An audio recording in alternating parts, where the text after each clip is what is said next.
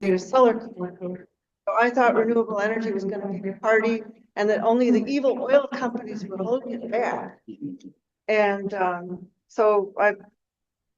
my grandfather was also one of the founders of sedimentary geology, which is how you find oil. And he was a friend and mentor of M.K. Hubbert, who in 1954 first predicted oil would peak someday, and you could do a simple curve of discovery followed by production. And one day I thought I'd look Hubbert up, and I found out there's something called Hubbert's Peak, and he predicted 2000 to 2010, and it was 2000.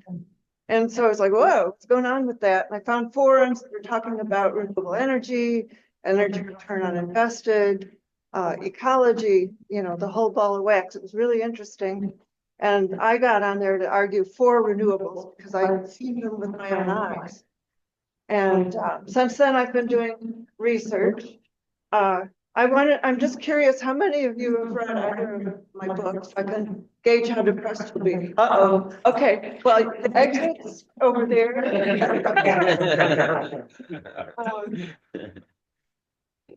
So I was going to do an overview, but I couldn't beat your overview, Sandy, and Patrick too. Those were just as good as anything I've ever seen for 20, 30 years.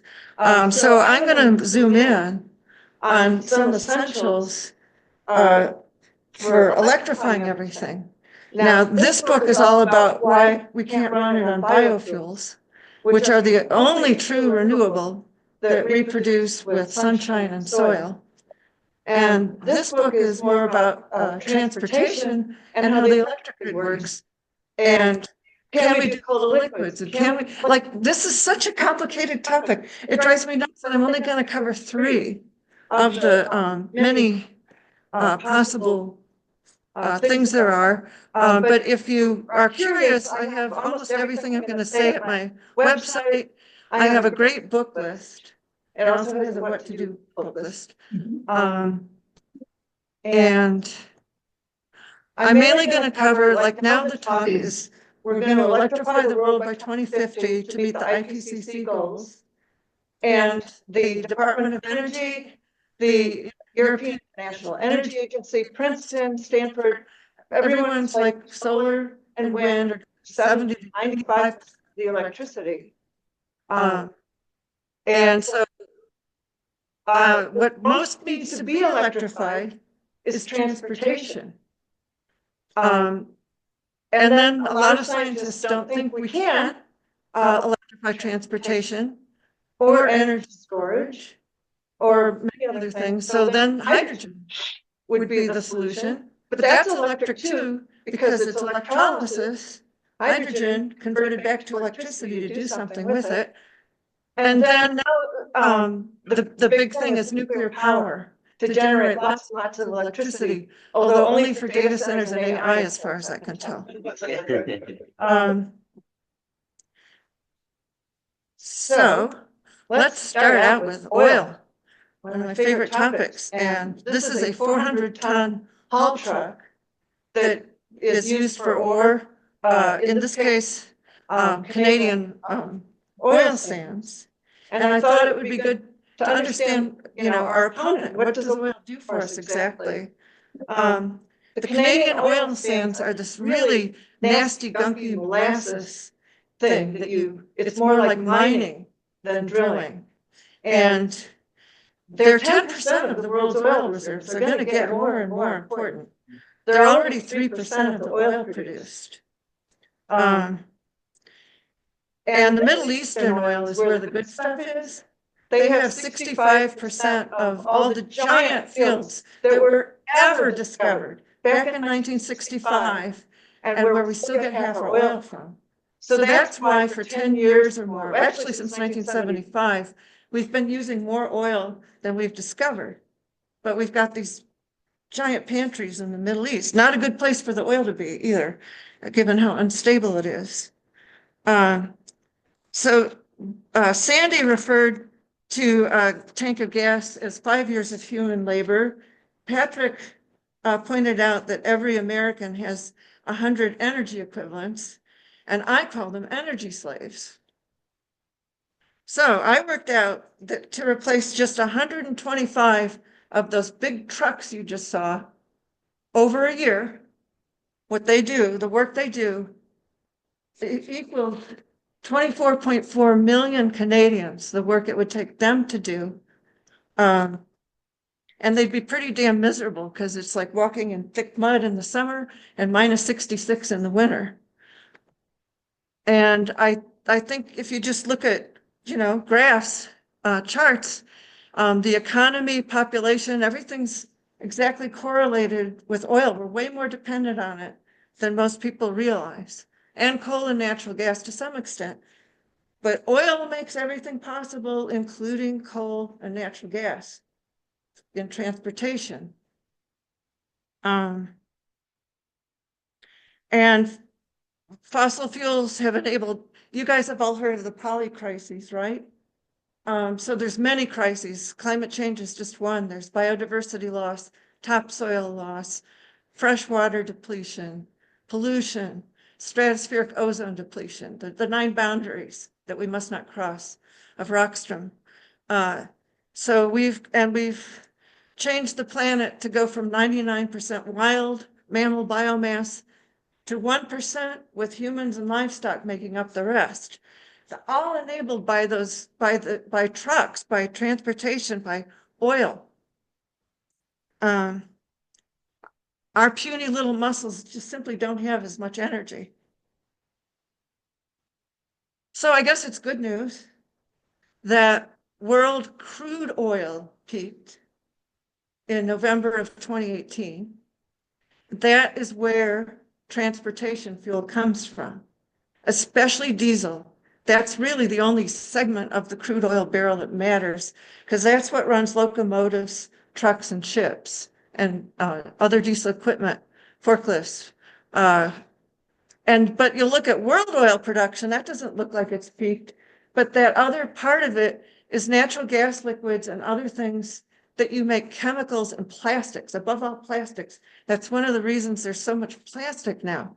A whole lot of companies moved here starting in 2009 when fracking started getting going, because that's super light oil. It's not really a good transportation oil, but we make it so by mixing it with the Canadian crude oil. But we're making a heck of way too much plastic with it. And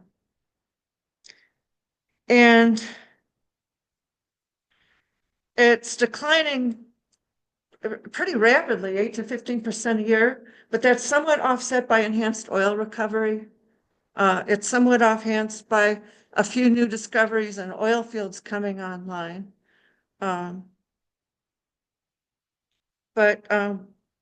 Meanwhile, we're emptying the pantry of oil that we discovered quite some time ago. And it also doesn't mean we're running out of oil now. You do not have to run deep into a cave somewhere just yet.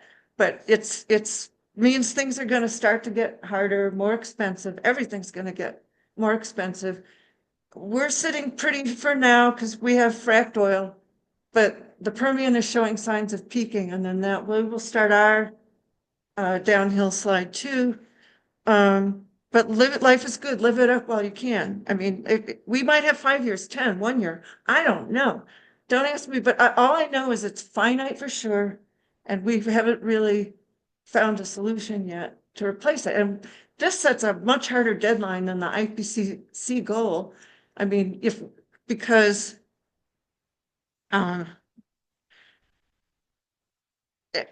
when you match up oil against solar and other renewables, where is it going?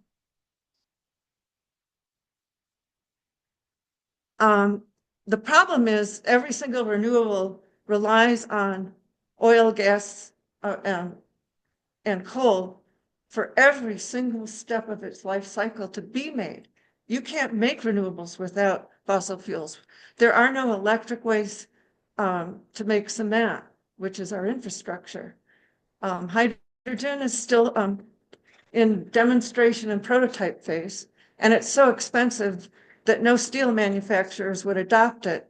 Electric arc furnaces downgrade the steel because you're mixing different kinds of steel together that were built for specific purposes that can no longer be used by many industries. And if you tell someone you have to use hydrogen and it costs more, let's say you did invent it, they'll just move overseas to wherever there's still coal, because we have a capitalist system. And all of these manufacturers are operating on razor thin margins. And then, of course, whatever we do needs to be commercial right now. We're out of time to invent a whole lot of things that aren't yet commercial.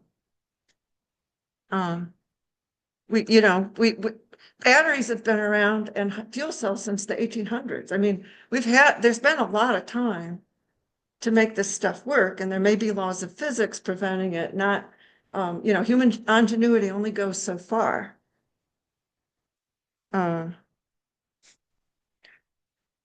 So you may have heard that it's turtles all the way down, but it's trucks all the way down, it turns out.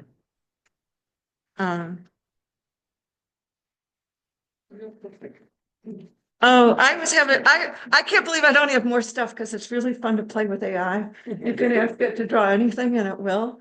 And you can ask it to modify it. The first thing it did was a bunch of tractors, but I wanted dump trucks. So, and it's trucks because rail is better efficiently. It's 4 to 8 times more efficient, but it needs to be on level ground, pretty much a 1.5% grade.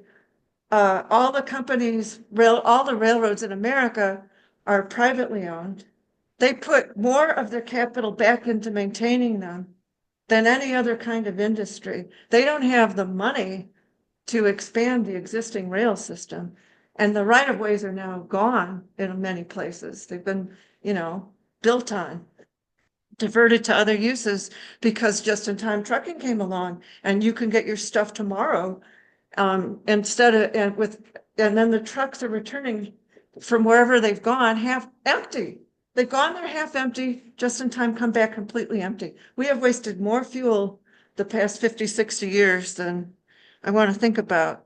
We also can't use ships, which can be 200 times more efficient than trucks, because there's only 25,000 miles of navigable waterways in the US.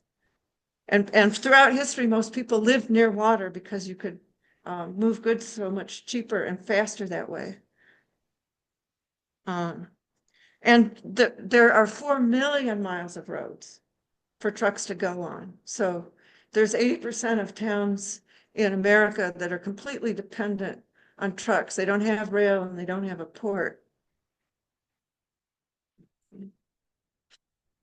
And my first book goes into this. I mean, just look at what would happen. Within a week, civilization would collapse. Grocery stores, we've already seen in the pandemic and snow crises and things, empty within a day, a lot of stuff. Pharmacies, restaurants, schools, hospitals, gas stations, fire trucks, garbage is accumulating everywhere. It's not getting collected. Pretty scary are the backup generators at nuclear power plants, but also hospitals. You can't plant or harvest food. And we actually know this from 3 trucking strikes in England, Sweden, and the United States, how quickly things fall apart if the trucks aren't running. They run on diesel fuel. So I see this as like a peak diesel issue, that we have to replace diesel fuel for trucks. And not just road trucks, mining to make the trucks with, to make the 350 million Amazon products with, to grow our food, to construct our infrastructure. It's much bigger than the road trucks. And this is all stuff horses used to do. I mean, trucks kind of replaced horses. There's really cool pictures of them like pulling, beams up for a tall building and stuff, but I don't have that picture.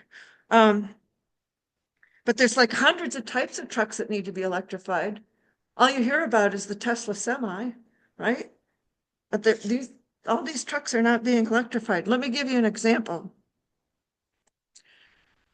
Before any kind of project starts, the land is leveled and cleared with these machines. And a lot of them burn 20 to 50 gallons of diesel an hour. So some of the trucks arriving are fuel trucks.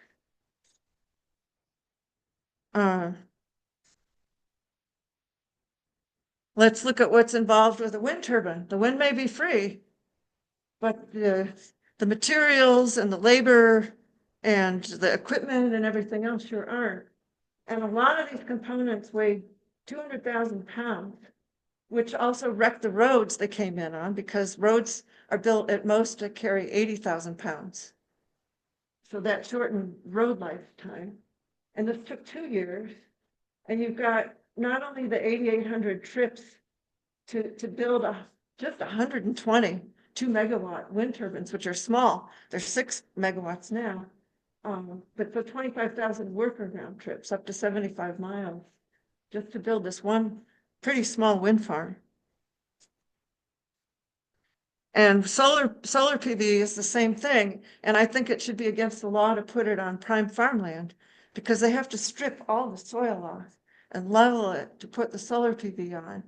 And then if the farmer wants to go back to farming, it's a real big deal to undo the roads, undo the concrete platforms the solar PV sits on.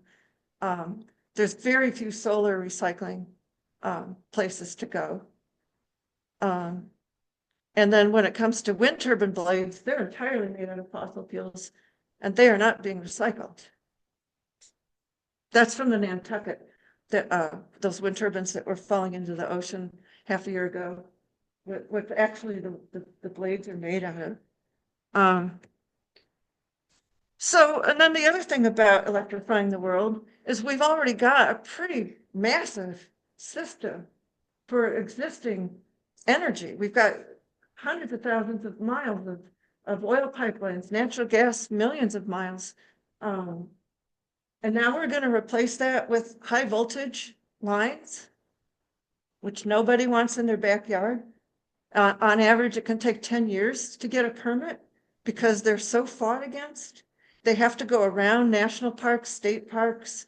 They can't just go in a straight line to where you want them. And that adds up to quite a bit of money. Depending on where you are, it will cost $1.5 million to $11 million for just 1 mile of this line. There's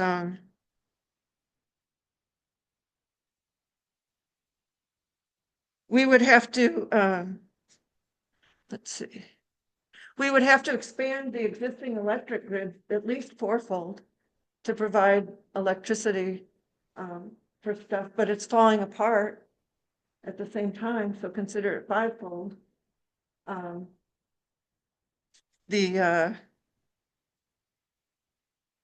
Let's see.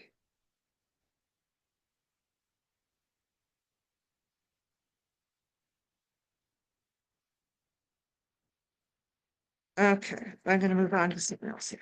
Sorry, guys, I don't ever give talks, hardly ever. I write books. So right now, maybe there's some electric cars running around, but they're not ready for trucks yet. The trucking industry is all for electrifying trucks. They know more than anyone how important trucks are to society. They've interviewed me. They get it. They will adopt them. Right now, they can't afford to. And the battery is the root of the problem.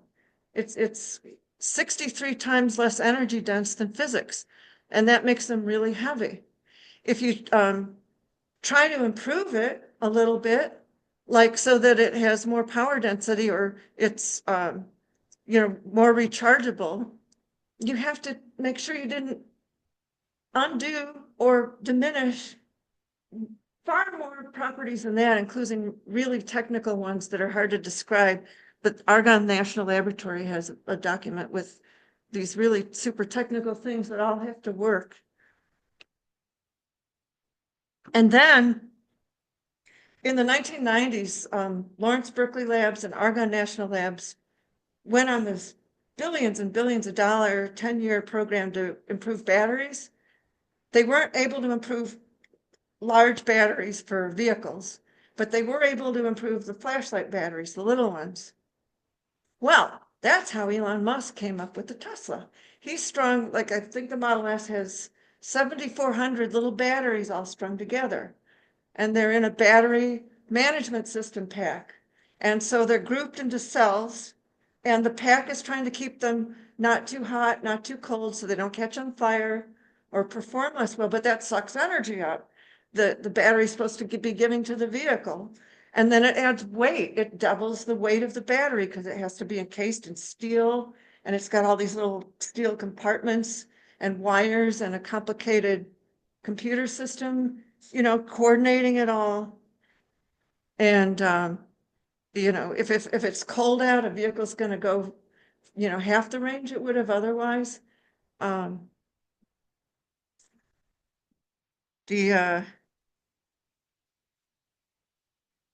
right, so now let's get to the trucks.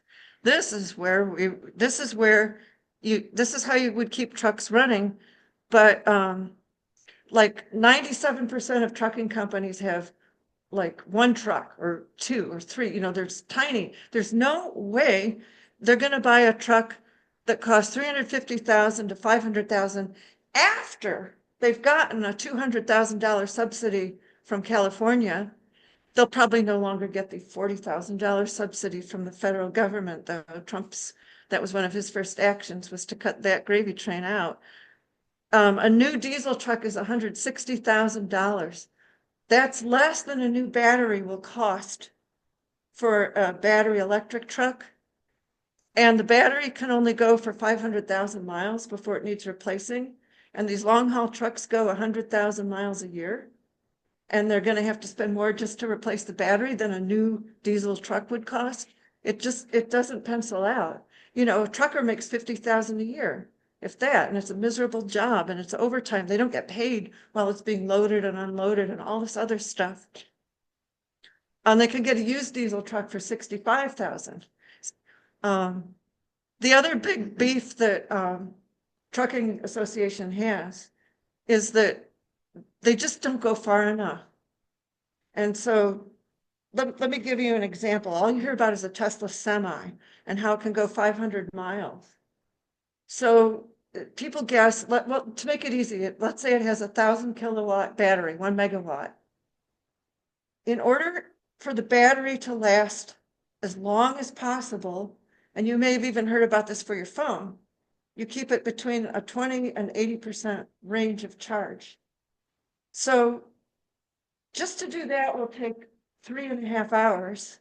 Like if you pull in a truck to go from 20 to 80, 3.5 hours. If you did want to go from 80 to 100, that's another 3.5 hours.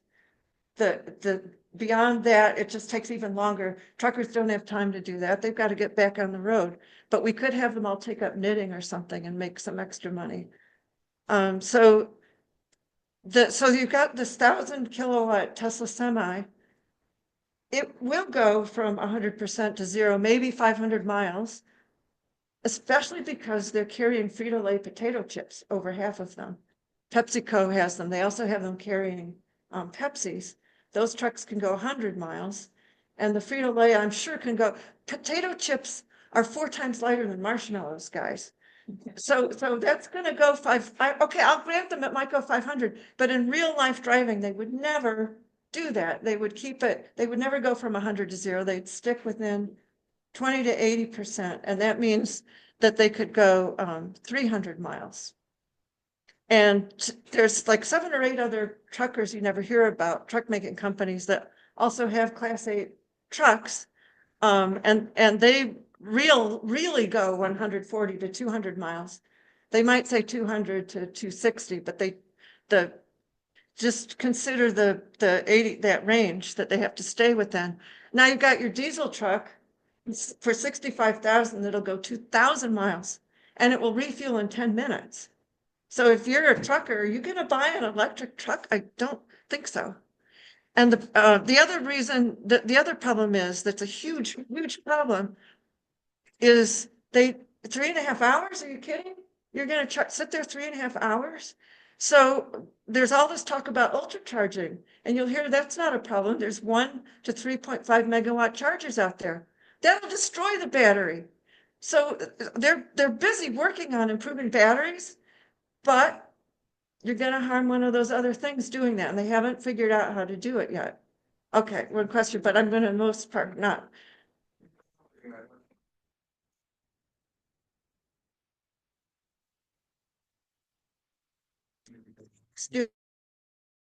Doing that. Trying to, okay, so the question was, why don't we swap batteries?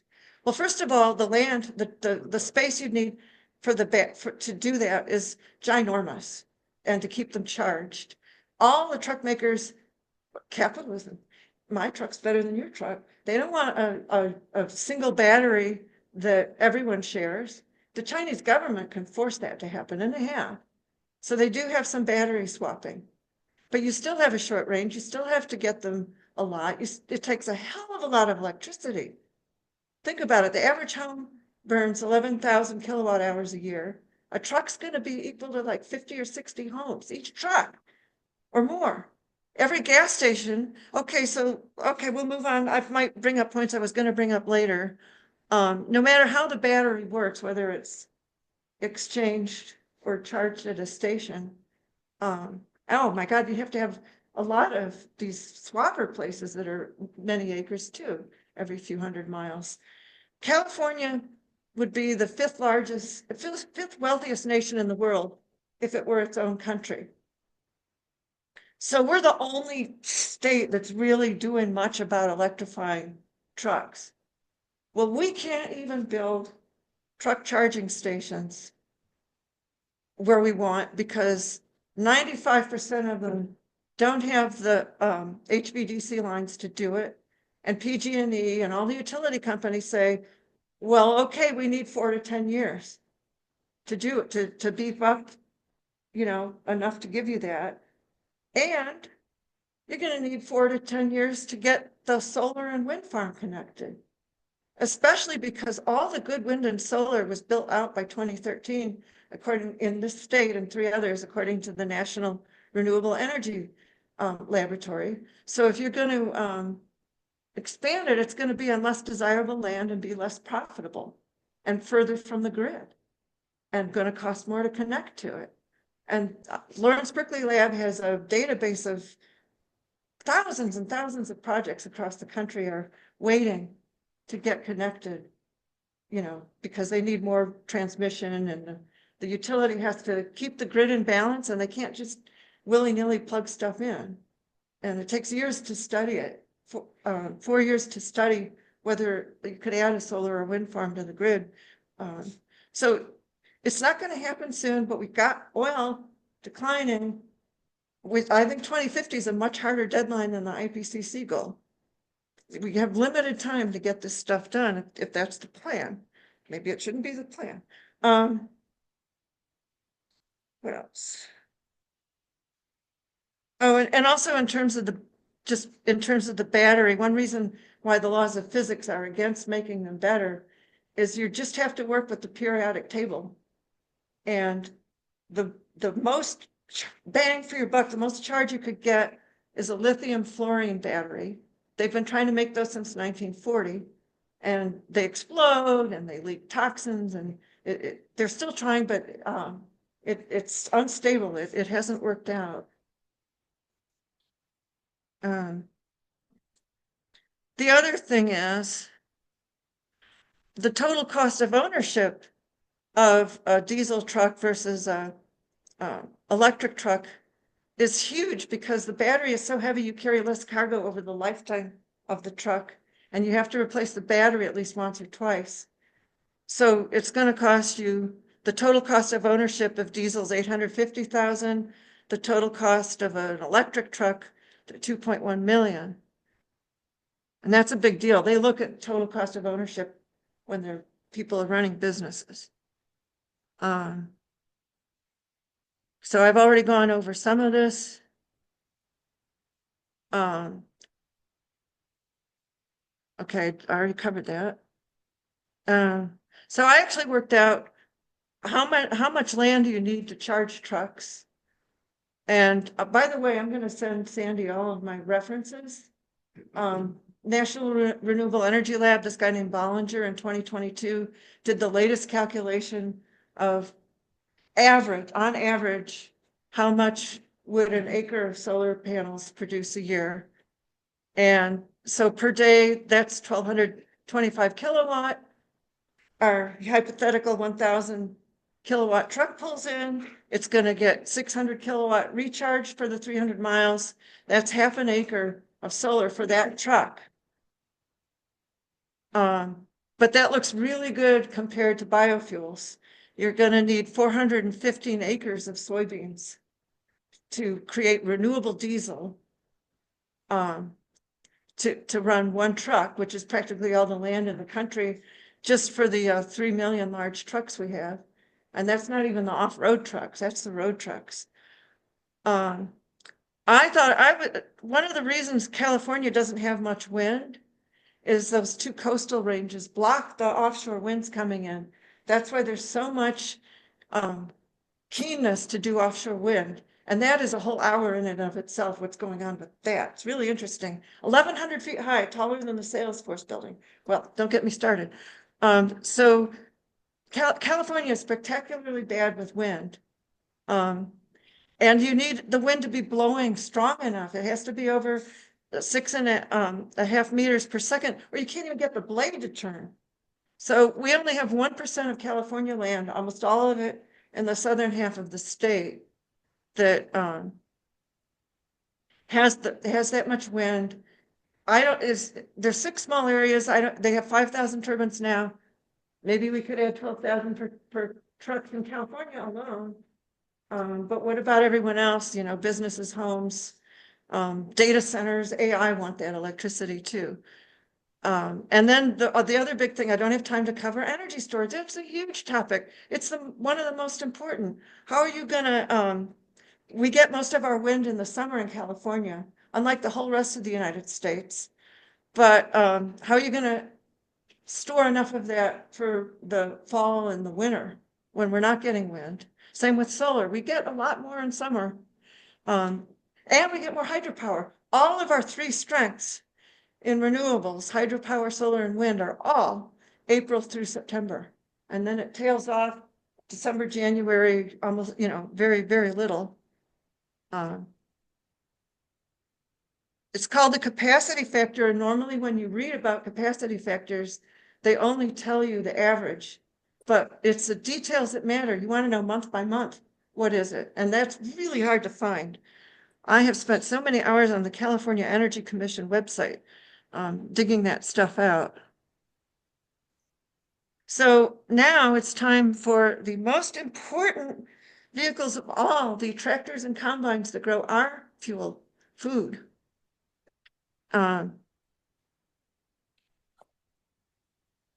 So, let's see. I have to remind myself of things I want to say.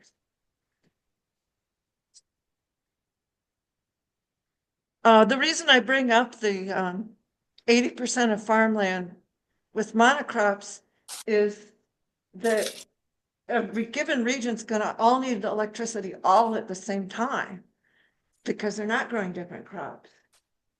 And I don't know if the electric utilities or anyone would want to run, you know, $1 trillion of electric lines on the 2.9 million miles of rural highways where the farms are for twice a year charging.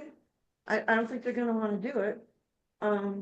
It wouldn't matter anyhow. John Deere says they're definitely not going to create electric tractors and combines because they cost so much more and they'd be so heavy. As it is, combines running on diesel are already so heavy that they have compressed the soil on 20% of arable land to the point where it'll grow less food for the next 30 to 200 years. So the last thing we need are batteries weighing them down even more. And I mean, you're just not going to be able to charge them. But that also brings up the important point that mining, logging, construction are even more temporary, like, right, they're just this one-time thing. And they're far from the grid. We got all of the good copper and all that good stuff close by a long time ago. And so now mines are much further from the grid. So I doubt that they can be electrified.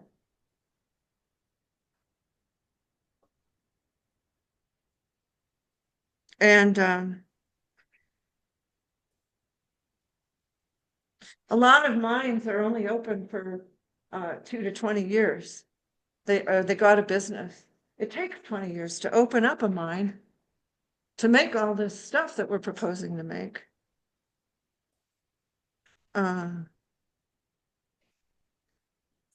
Okay, so this is where all our money goes, right? Isn't that where half our budget goes? Is war? Believe me, the military's been thinking about this ever since Churchill switched the Royal Navy from coal to oil in 1911. And if you look at congressional testimony, the military is just on top of climate change, fuel, all that stuff. They seem like the most aware branch of the American government, but they also use more oil than any other entity. And so they're very concerned about this. They've been trying to they tried for 10 years to get biofuels to work and realized they don't scale up.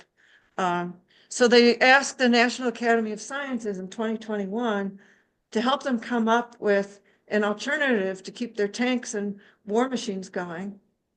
And they have a policy, there can only be one fuel for supply chain logistics. And it has to be really energy dense. So JP8 is kerosene, which is jet fuel, which is just a notch below diesel.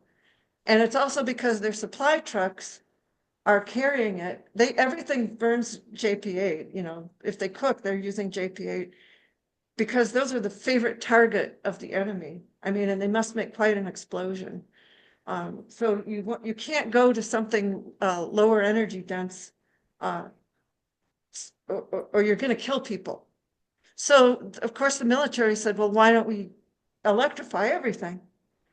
And with nuclear power, and the National Academy said, well, you're not going to be able to haul a 40-ton power plant around. And if you go to smaller reactors, they take too long to come up and down again. I mean, thank God. I mean, holy Chernobyl, what could go wrong with that on a battlefield? Geez.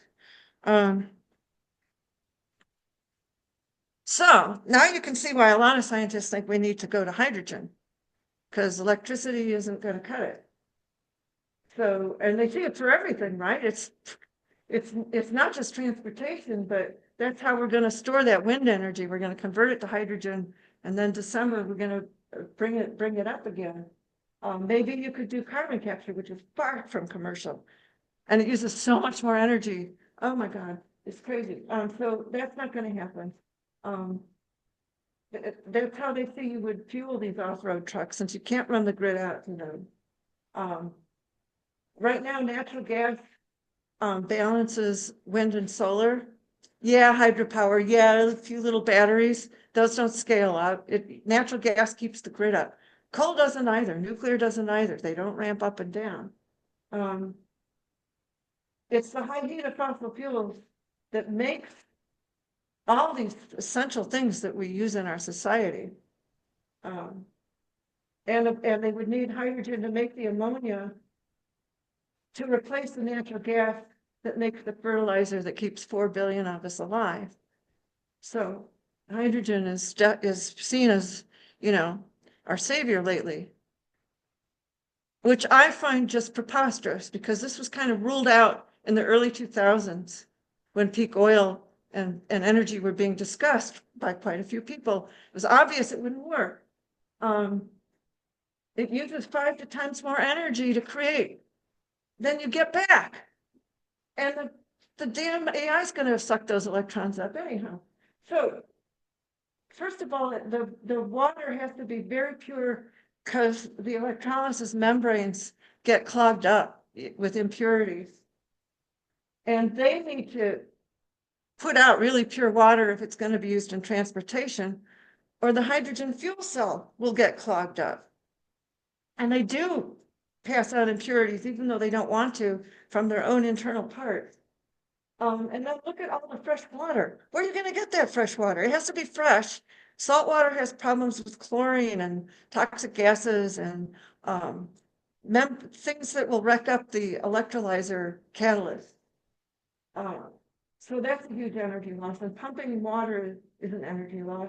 Pumping the water to the electrolysis machine is an energy loss, and then it's only 50 to 75% efficient. Then it still has no energy. You've got to compress it, lose another 10%, or liquefy, lose 35%. And if you're going to keep it cold, it's going to be losing energy all the time. And then you need to put it in a storage tank or hydrogen truck, more energy loss. Taking the hydrogen to a truck station, more energy loss. Transfer it. You can see why this would probably not be a good idea. It gets worse, believe it or not. It's the universe's smallest element. It's going to escape. It embrittles metal and escapes.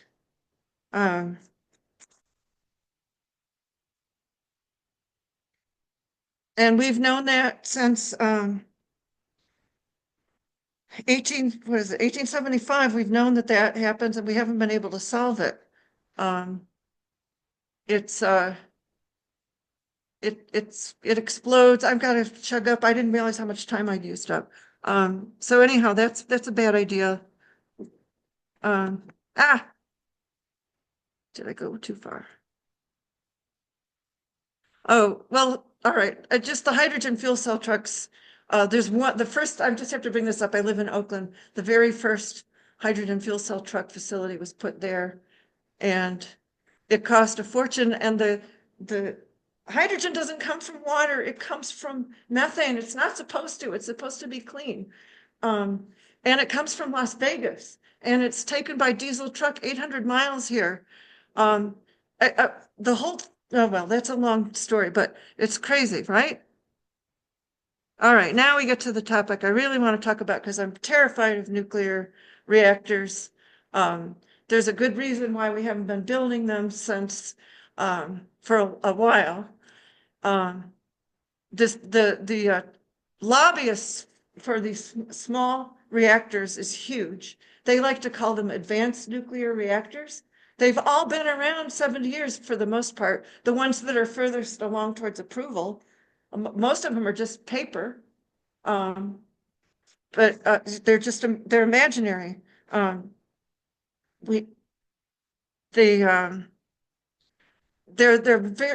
very likely to go way over budget and schedule, more than any other project except the Olympics and nuclear waste sites. You'll hear nuclear cheerleaders say that it can balance wind and solar. It can't, and it harms the plant to do it. It stresses it out. It embrittles the metals. If you can't, it has to be hours of time. Look at this. It doesn't. They also claim it'll replace fossil fuels in manufacturing. No, it won't. X energy generates the most of anyone, and you need, up to 4,000 degrees of heat that you can only get from fossil fuels. And the light water reactors we have don't come anywhere close. And honestly, you're going to put a reactor at every factory, at every car assembly plant. And I mean, the whole idea is nuts.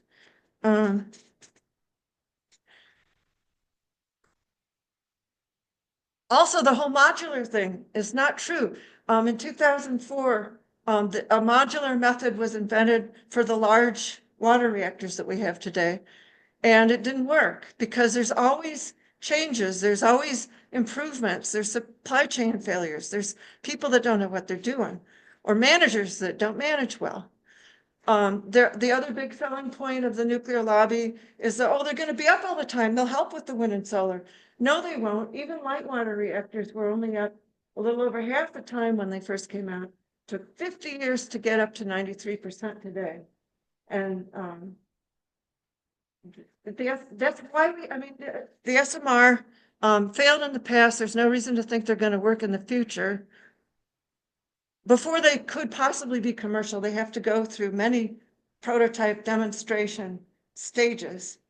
And I'm worried the lobby is so strong that they're trying to get Congress and the Nuclear Regulatory Commission to not do the safety things that they need to do to push it further so they can make some big money, because we want to export the reactors to other parts of the world.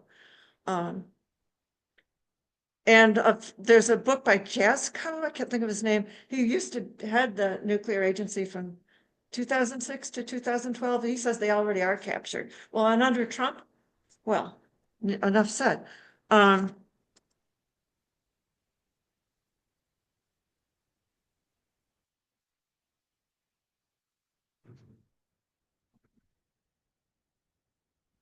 Yeah, okay, the question is, are there other countries building them? Yeah. So we'll see how long they last. China has built many and they've come down. Russia's built many and they've come down. You can look, go to Wiki. You can see the whole history of plants that have been built, how long they lasted. There's National Academy of Sciences books that go, reports for Congress and the military that explain why they didn't work, which is probably the best thing to read. And then you'll understand why I'm so freaked out by them. They're really dangerous. The National Academy's latest report mentions hundreds of times nuclear waste. Don't build any more plants of any kind until we get a permanent repository. We need to, like, these are nuclear scientists, right?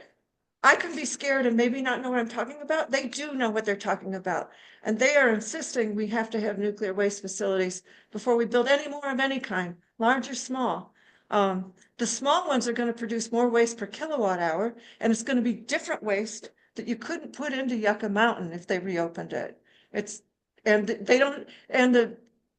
They're asking these new designs that they have to include how they're going to get rid of the waste when they present the plans, which they aren't doing. The other thing, okay, I'm terrified.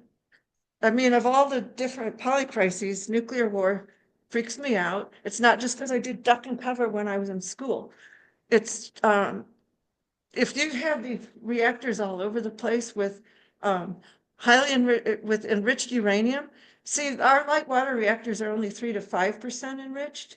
All of the SMR models want 19.5%, just below highly enriched uranium, which is bomb grade. But it's bomb grade at 13% or more. And if you think the 0.5% would matter, I mean, that's ridiculous.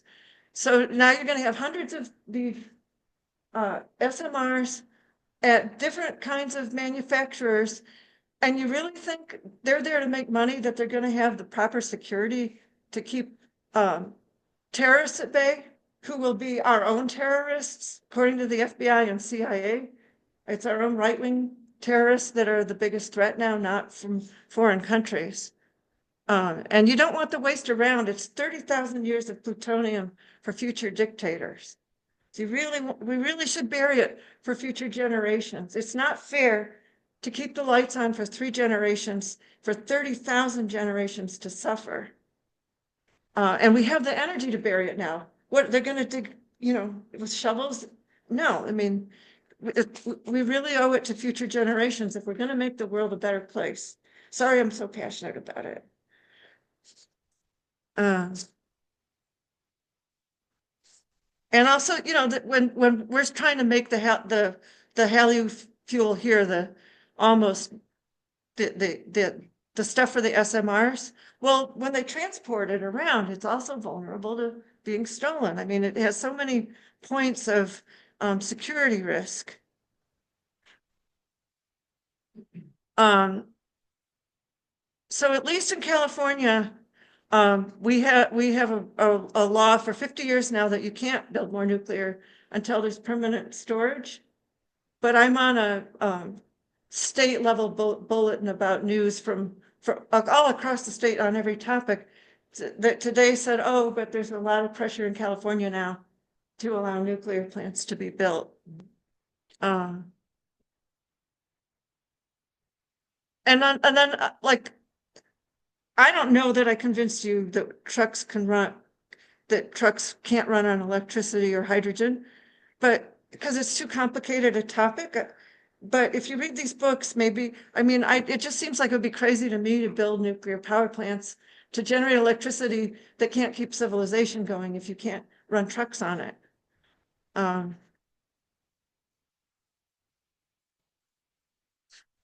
And so this is the real thing that freaks me out too. Nuclear power and nuclear weapons are joined at the hip, and they share nuclear expertise with each other. They share uranium to upgrade to plutonium. And the US has started on a $1.7 trillion program to rebuild all of our nuclear weapons and infrastructure. It already works. The Los Alamos scientists are freaked out that they have to create plutonium pits when what we already have works. The Lawrence Livermore National Laboratory fusion was built for 3.5 billion only to make sure if we drop a bomb on someone, it'll go off. It is not there to generate electricity forever at all. It is only to make sure the weapons will go off. Trump would like to, and his advisors would like to do underground testing, which will accelerate the arms race with China and Russia and elsewhere, because they'll see that as a threat. They already do. China had something like 100 nuclear weapons. They're increasing their stockpile up to 1,000. 100 is all you need to obliterate a lot of life on Earth. Trump wants 32,000 bombs so that he can say he had as many as past presidents did. There's a greater chance that we're going to accidentally launch a nuclear war. It's already happened almost several times. Eric Schlosser has a great book called Command and Control about all the times what we came close just from doing maintenance or exercises, moving the bombs around. And I don't see us as the good guys anymore. God, did I ever in grade school? And then I've read so much history, and I don't trust us. We shouldn't have bombs. We don't need them. So, well, I seem to be missing a slide, but the latest research on what a nuclear winter would do is that it would kill 5 billion people, because as the you're kind of seeing it in wildfires, right? When homes burn, they release plastics, all kinds of toxins. So you're dropping bombs on cities, the factories, it goes up and it depletes the stratospheric ozone for 15 years. The world goes something like 29 degrees cooler. It affects the phytoplankton in the ocean. It affects crop growth. And the further you are from the equator, the worse it is, because the ozone layer is even that much thinner. And we just can't, it's like, this is crazy. We just can't do it. And this whole thing about more nuclear reactors means we're going to reopen uranium mines in the United States. The Navajo Nation already has 500 abandoned uranium mines that are harming their health. They don't want, I mean, obviously there's some people on the reservations that would like money from uranium, but most of them don't. And I'm afraid that this latest administration will just say, well, that's too bad. We're going to open more on your land. We've certainly done that in the past. And I don't know. It just upsets me. But on the other hand, with oil declining, that becomes less possible to do. All the damage we're doing becomes less possible because it was fossil fuels that made it all happen in the first place. We can drive as many buffalo as we want over a cliff. We can do all kinds of bad things, but it doesn't, when there's fewer humans, we just can't destroy the planet the way we are now without fossil fuels. So I guess that's like the good news. So I'll end it on a positive note. Are there any questions? Okay.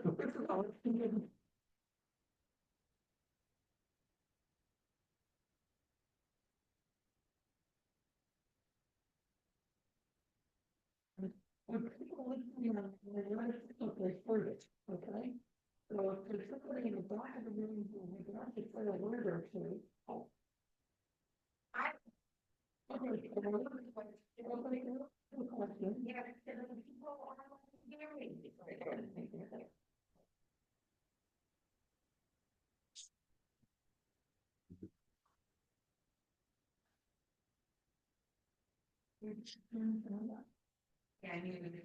Well, actually, I muted yours. Did the people hear Karoli asking if you could hear her? Somebody online, are you hearing the conversation? No, we are not. No, I can hear your voice, but I can't hear Oh, those questions being raised. Shouldn't the owl be putting it up? I'm not sure the owl ever turned on. Okay, try again, you guys online. Are you hearing what's being said? Right now? Yeah. Karoli, say what you said again, please. Yes, can those online hear me speaking?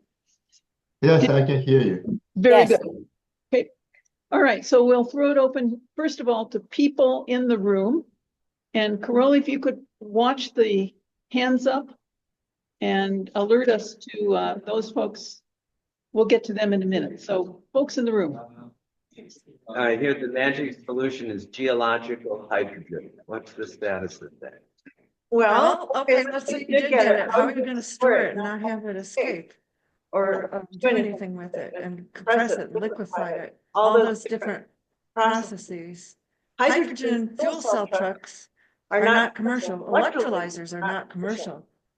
Pipeline storage, the whole supply chain for hydrogen is not commercial. So if you get it, what are you gonna do with it? And I doubt it. I doubt that that's gonna be this much. Okay. Oh.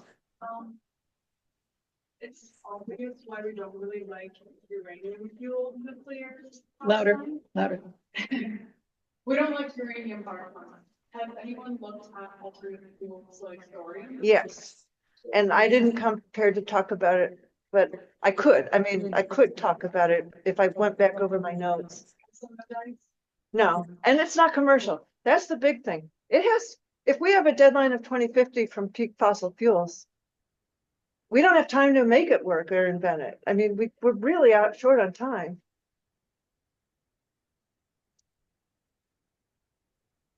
Please. There must be many questions. I was also gonna ask about the. If it produces electricity, what good is it? Honestly, what you want to do is make a drop-in fuel. When the 2005 Department of Energy peak oil study was done, that was what they came up with, that you would make coal to liquids, that you would exploit the oil sands, that it would look just like diesel chemically, so it could travel through the pipelines, like ethanol and biodiesel can't and hydrogen can't. They could roll the metal. So, but if you get a drop-in fuel, you get to keep the system. You don't have to build 100 million new vehicles, new service stations. You know, like by 2050, you're gonna do all that with I mean, but that's still the best idea, drop in fuel, but there's not a answer. What fraction of carbon emissions come from diesel specifically? I don't know, coal's the most, it's almost all carbon. Diesel has pretty long carbon chains, that's what. Yeah, I mean, like if we can't replace diesel, but we replaced everything else with electricity, where would we be? You have to have the transportation, because you have to mine, I don't get it. I don't get, like, if we kept using diesel for transport, I know you're talking about a number of things. Yeah. If we kept using diesel for trucks, Well, we would, but made electrified other power sources How much would that help with? Probably climate change? 20% of carbon Well, emissions. right now, fossil fuels are 80% of all the total energy we use. And Probably about a quarter. I don't know, a quarter, but the thing is civilization is gonna end when trucks end, whenever that is. As far as I can tell, please send me your links to scientific papers that prove me wrong. I don't want to be right about this. But on the other hand, seeing what climate change is doing to the planet, this is gonna help. It's locked in for centuries, I agree. But the IPCC said 30%, if we just stop burning fuels with fossil fuels, 30% would disappear in 30 years as the ocean and land use slipped it. Yeah, tipping points. Okay, there's negative cycles too. That's too big a topic, and I have no idea. I collect them though. I collect negative and positive tipping points with climate change. I think probably positive went out, but there are negative ones. There's lots of huge diatoms consuming the CO2. So it's kind of changing some of the ocean chemistry here and there. And then those sink to the ground and are absorbed in the giant carbon cycle. Let's not go there, but at any rate, it's all of these that we need to worry about. Let's see if we get more questions.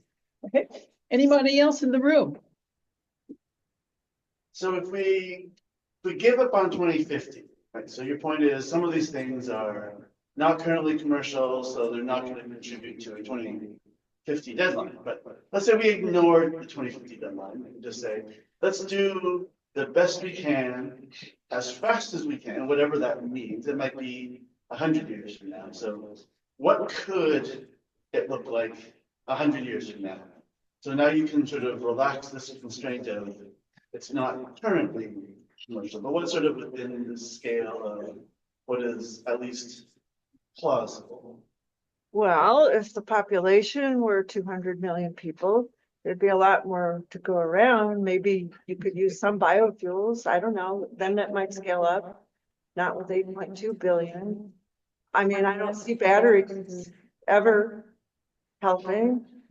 You have to solve manufacturing. The problem is it's interdependent. So if manufacturing can't be electrified or run on something else, then everything else fails. If mining can't be, everything else fails. If recycling can't be 100%. Do you see what I mean? It's the interdependence that's also a problem. If we reduce the population by a factor of 20, we reduce fossil fuel use. Yes, by a factor exactly. of And that 20. reduces these by a factor of 20. Joel. What's the status of carbon dioxide removal from the atmosphere? That is everything's CO2 oriented, but energy matters too. It's ignored in almost every scientific paper. But if you're going to use, right now, you're emitting more CO2 getting it out of the air from the energy that you're burning to try to get it out of the air. It's far from being commercial, very far from being commercial. And there's people writing about that. I should send you links to some of that stuff. Nor?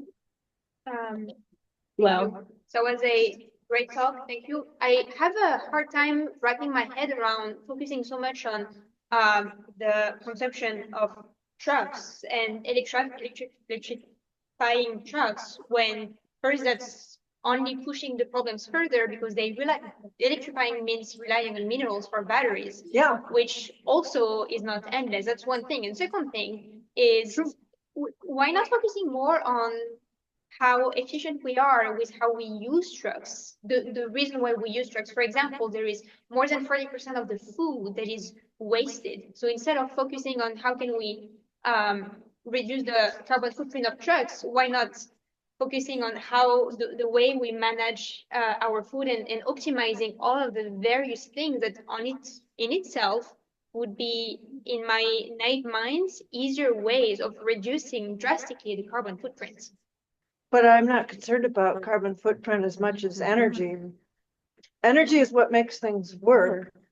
And there's a Jevons paradox. If you use energy more efficiently, you end up using more energy because now it's cheaper. If you get a car that goes twice as many miles, the energy to make the carbon efficient car, the agriculture is something like 25 or 30% of the carbon emissions already. That's a huge contributor. The nitrogen fertilizer, NOx, which is 300 times worse than CO2. All the cow farts, if I may be so impolite. There's, the whole agricultural scene is a huge contributor to the problem of it.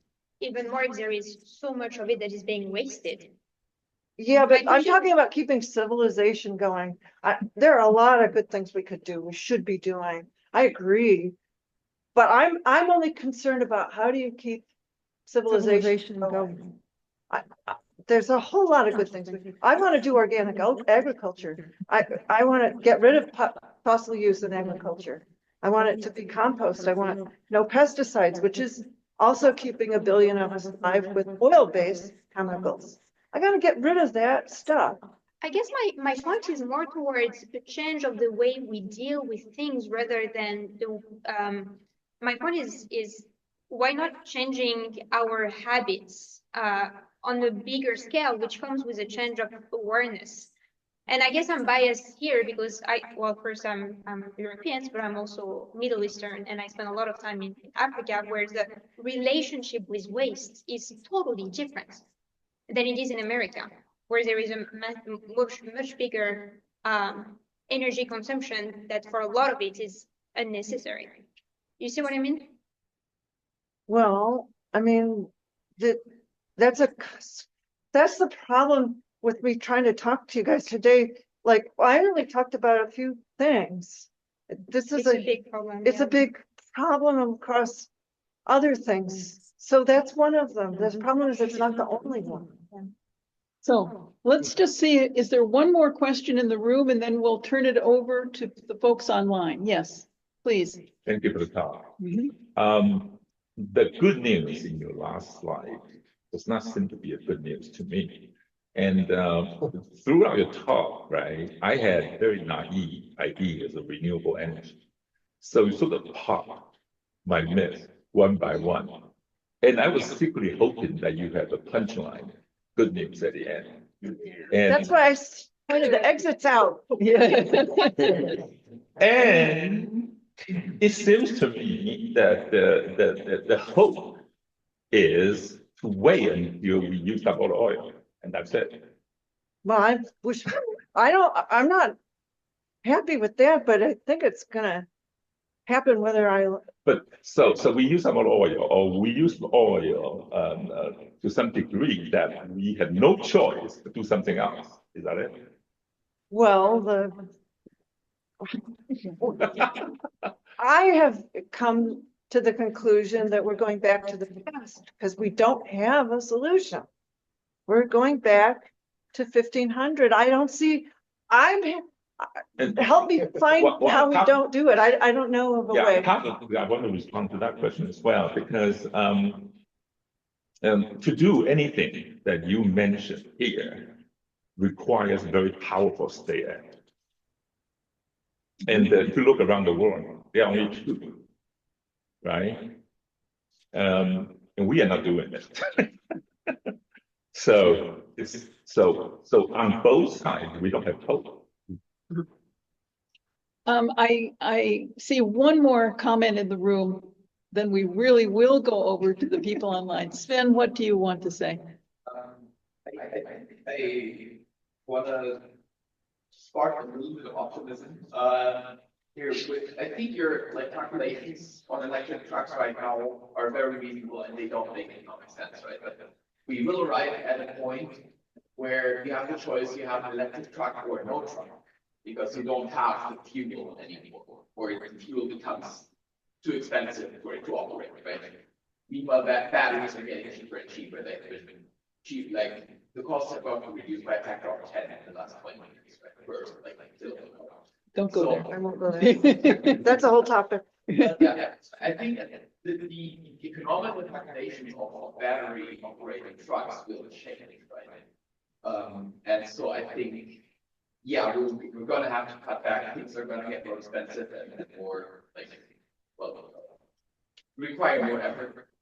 But yeah, I hope that we can still like not go back like I said into 1500s, right? We have a lot of technologies that will enable us to maybe not generate as abundant and as cheap energy as we have right now, but still have like electric energy that's available, sometimes maybe not as reliable, but yeah, that we can basically yeah, adjust ourselves to work with the availability of energy like we used to adjust ourselves to the availability of food by living in areas where there's food and harvesting when the food is available and storing it for like later times and not using it when we don't have it. Right, that we develop the same awareness for energy because we're required.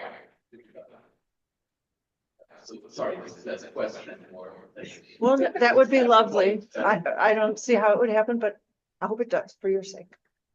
Now, I've promised folks online the ability to ask a question. Caroli, do you see any hands up of people who would like to? No, there was one, David Tool has one, but he said it was already answered by another. I see. Okay, so one last chance or a chance for folks online to make a question. Okay, we don't want to ignore you. Do you hear anybody? No. Okay, I'm not seeing anybody. All right, so I'm waiting. yeah. I think Nobi Kobayashi seems to have his hand up. All right, so I think we had another question here from this gentleman. Nobody, do you have a question? You couldn't find the hand raise feature? Yeah, I can't find hand In the raise. meantime, go ahead, sir. Okay, I'm raising my hand. we'll take you next. Okay. Yeah. I think part of the short-term answer is we need to make fossil fuels more expensive. And by a carbon tax, something like that, where then we get a lot more efficiency in all the things that we're trying to do. So it seems to me a carbon tax makes a lot of sense. Some way, politically, it's virtually impossible, certainly at the current time. But long term, I think fossil fuels are going to become more expensive, whether we have a carbon tax or not. And as they become more expensive, we'll use them more efficiently, which will help. But I think long term, the answer is what Patrick told us with his discussion a month ago, a few weeks ago. This planet can only support about 10 million people. And fortunately, fertility rate is going down. We may get there, but will we get there soon enough? I don't know. Well, the way the oil markets have worked is 11 of the 12 past recessions came from high oil prices. And then businesses fail. And then the price drops. And then the oil companies don't want to drill because the price is too low for them to make a profit. And so, but that cycle is going to end at some point. It'll get so expensive, we'll drop in a recession. It'll be hard to come out of it because getting the oil will be so expensive. And credit may be hard to get in depression. I just see it as bigger and bigger volatility and spikes. Do you know of any economists who are trying to model what financially and economically a decline in cheap oil? What would the impact of that be, and how would the transition evolve? Do you know anybody? That's amazing. Well, people see it as the money energy transition, where energy is all important and everything, and money is it's an abstract concept. It partly works because we believe you please tell me your solutions, because I would like to write a book about that. Caroli? Yes, David does have another question. It's online. I think if you just. Can you hear me, Sandy? No, hear him. Okay. Can you hear me, Sandy? Yes. Yes. The question is actually very high level and totally speculative. If in fact we had, let's say, perfected fusion energy to a level where it can produce huge amounts. And I sense that our problem is that we are in a transition, and the transition is what's so difficult for us to achieve. But let's say magically, boom, fusion was available 300 years from now. Could we have a sustainable Earth with fusion being the major source of actual energy production? I just don't even know whether that's totally out of it from get-go, or that could be possible, but just our transition would be so difficult because we need so much of the fossil fuel just to even get to fusion energy being a viable energy source. Well, I mean, it's a good question. Hoffert in 2002 in Science said fusion is the only thing that could replace fossil fuels that would, but he wasn't thinking about the electrification or how you keep mining, how you actually do work. And ITER is going to run out of tritium probably before they can even try to do fusion. I had the impression, maybe the other physicists can help me, but I thought tritium was actually a pretty huge resource that we do have that can, be 10,000 of our civilization for, a long, long period of time. Maybe I messed up my numbers there. Can someone help answer that issue? Patrick Chuang knows about tritium. Patrick, what do you want to say? I think the world's current production rate of tritium especially can do one is in South Korea and one is in Canada.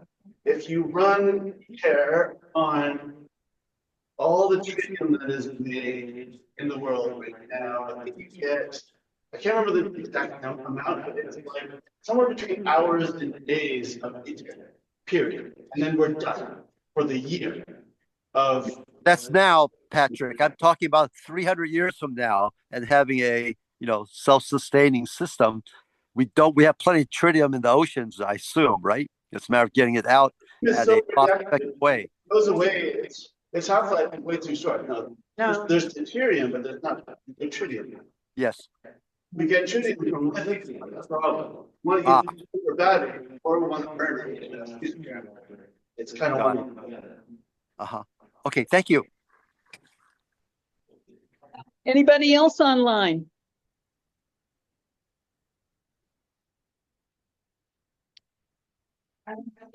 Okay, well, I think we should thank our speaker. And if anybody wants to hang around for some informal conversation for a few more minutes, feel free. Okay, thank you all.